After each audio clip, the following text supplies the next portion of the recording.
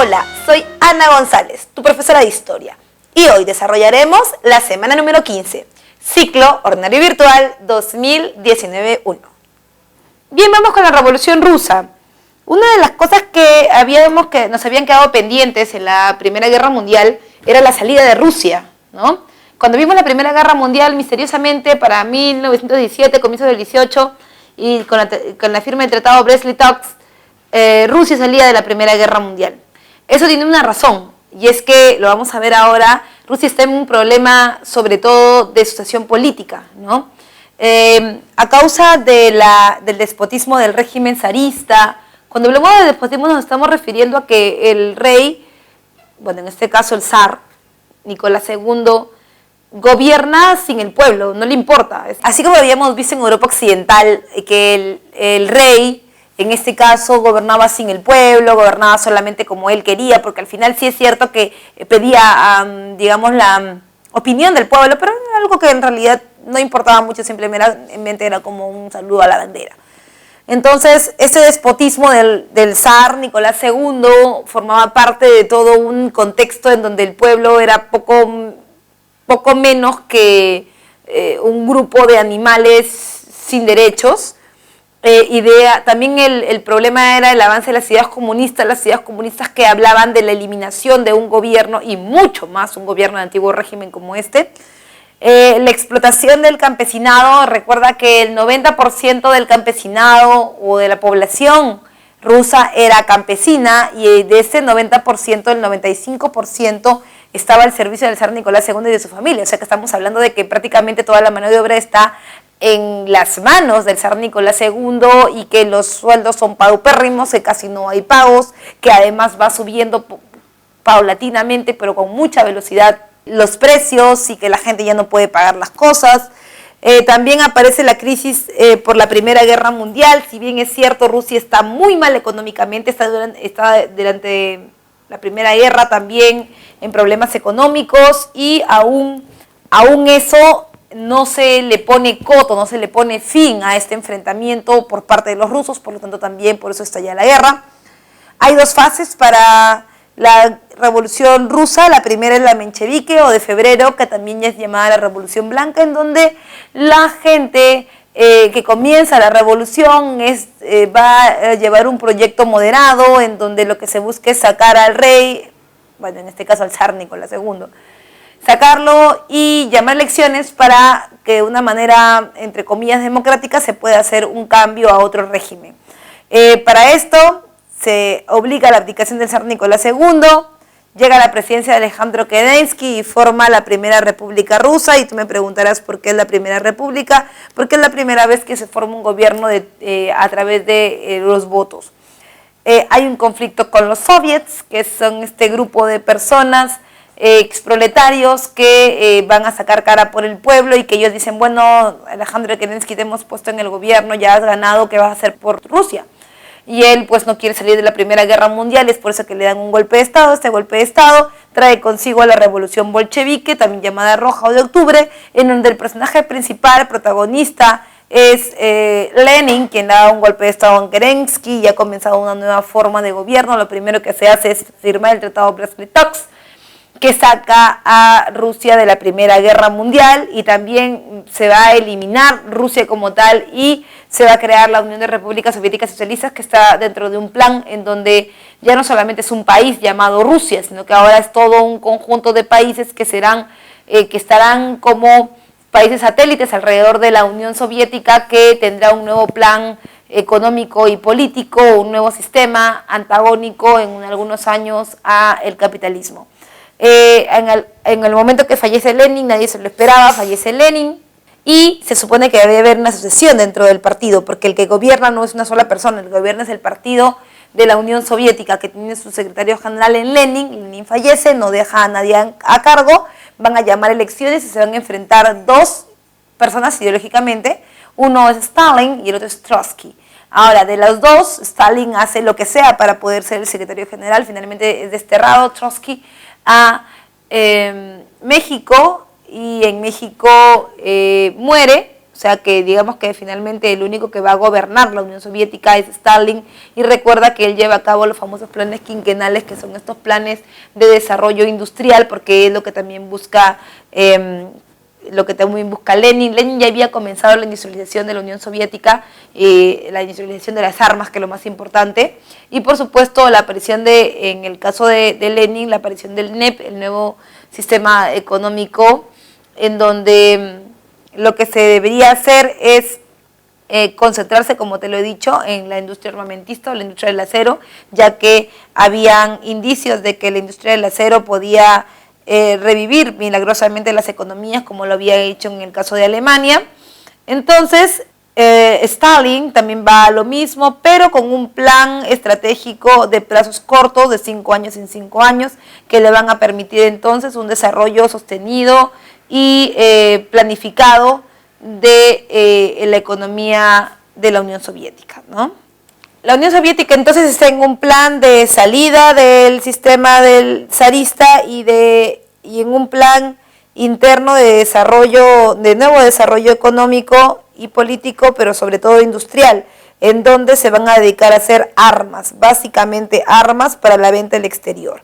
En ese cambio económico que se encuentra Rusia, en ese mismo momento, Estados Unidos también está pasando por otro cambio, y es que tú recuerdas que producto de su victoria, porque finalmente debemos decir eso, ¿no? Fue la victoria de Estados Unidos en la Primera Guerra Mundial. Producto de la victoria de Estados Unidos dentro de la Primera Guerra Mundial, hay una hegemonía norteamericana para la industria, los famosos locos años 20, en donde Estados Unidos pues es el amo, dueño y señor del mercado, y finalmente aparecen marcas transnacionales, multinacionales.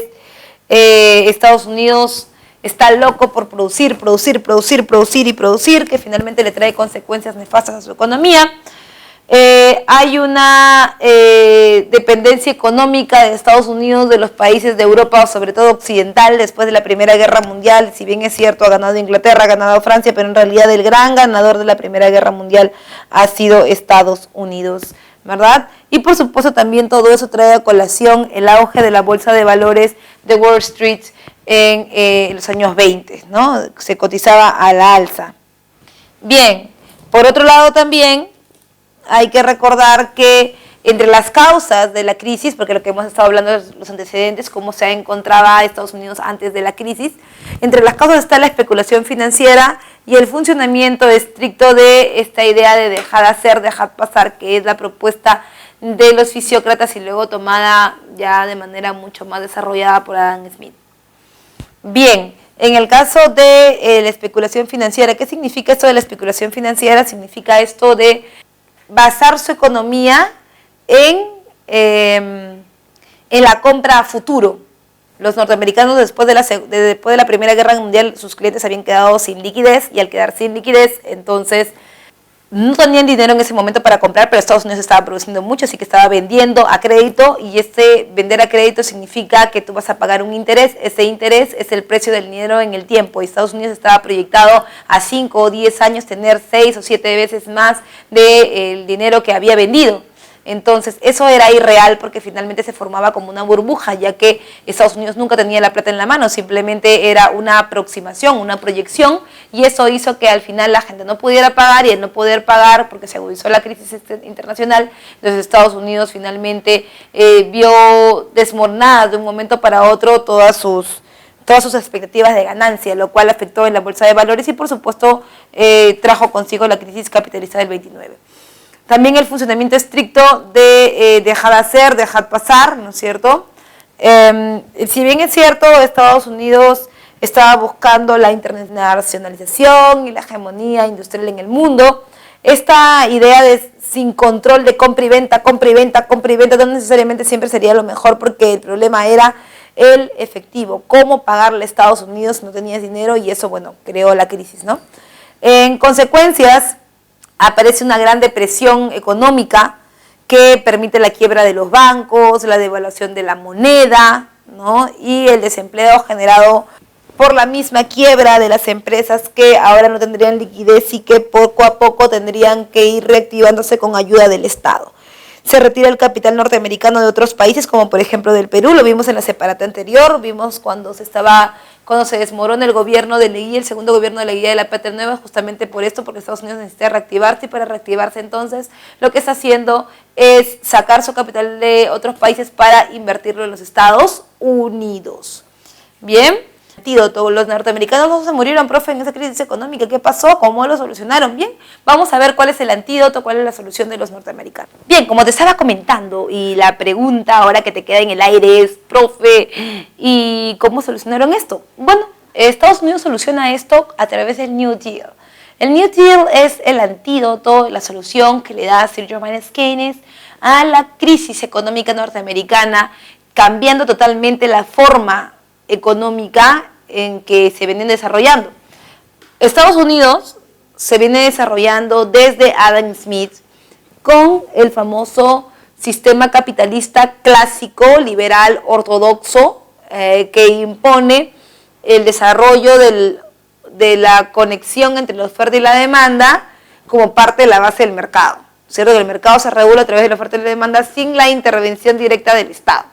Ahora, el Estado tiene que verse obligado, en este caso, a intervenir directamente. ¿Por qué? Porque eso de oferta y demanda ya no funciona. Recuerda que la oferta y la demanda no son conceptos aislados, son conceptos que están dentro de las relaciones personales. Si yo no tengo plata, no puedo demandar. Si no tengo plata para producir, tampoco puedo ofertar. Es por eso que el Estado debe intervenir con capital fresco y además poniendo también puestos de trabajo y dando algunos subsidios. Esa intervención del Estado se conoce como New Deal. Ahora, la nueva forma de desarrollo económico ya no va a ser la forma ortodoxa, ahora va a ser la forma heterodoxa, en donde el Estado interviene para la regulación de los precios, de la oferta, de la demanda. Hay un aumento del gasto público porque el Estado tiene que contratar la mano de obra y la plata sale de ahí. Y se crea el sistema de seguridad social en donde el Estado vela por aquellas personas que no tengan trabajo hasta un tiempo determinado para que ellas consigan algo con que sobrevivir. Pero el Estado es como el gran padre, se hace cargo de todo. Profe, ¿y logran salir de la crisis? Sí, logran salir de la crisis hasta el día de hoy, considerando que no es la única vez que Estados Unidos ha tenido una crisis. Lo hemos visto en la segunda revolución industrial por la misma causa, por producir demasiado en 1873, y también en el crack del 29 y, por qué no, en la crisis de los Balcanes en el 2008.